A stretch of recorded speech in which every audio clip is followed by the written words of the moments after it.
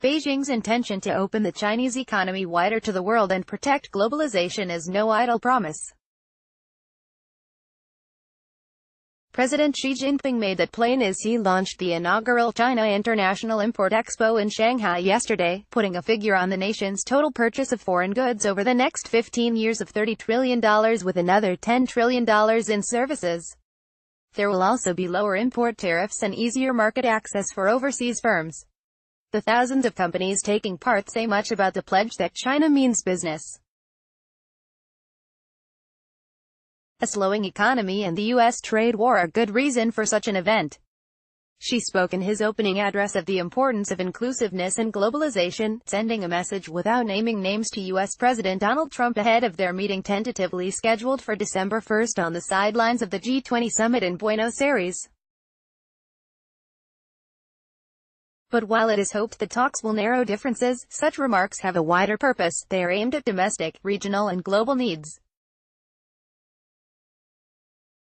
She said China would promote global mutual opening up, the stable energy source for world economic growth, a dynamic market for all countries to grow their businesses, and an active contributor to global governance reform.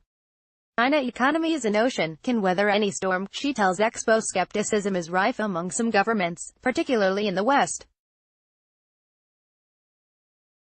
They accuse Beijing of refraining from offering timeframes for reforms, not protecting intellectual property, giving special treatment to state-owned companies and imposing unfair practices. Those are among the reasons for the United States imposing tariffs on Chinese goods, and the absence of Western leaders among the 18 presidents and prime ministers at the Expo's opening. Still, those nations were represented by firms among the 3,600 participating from 172 countries and regions. They have good reason to take part. China's middle class is already 400 million strong and ever-growing. Consumption accounts for more than 60% of economic growth, risen enough for the world's companies to show interest. Among them are many from nations involved in the Belt and Road Initiative, infrastructure drive, and leaders and CEOs were among those expressing enthusiasm yesterday. Foreign involvement will also inevitably lead to pressure for China's door to be opened ever wider. But Xi also highlighted China's resilience, pointing out its economy is a sea, not a pond. The Expo, which runs until Saturday, comes amid the 40th anniversary of China's economic reforms that began its opening to the world.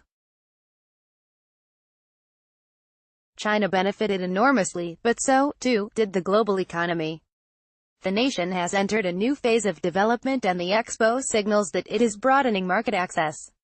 All willing to participate will share in the dividends.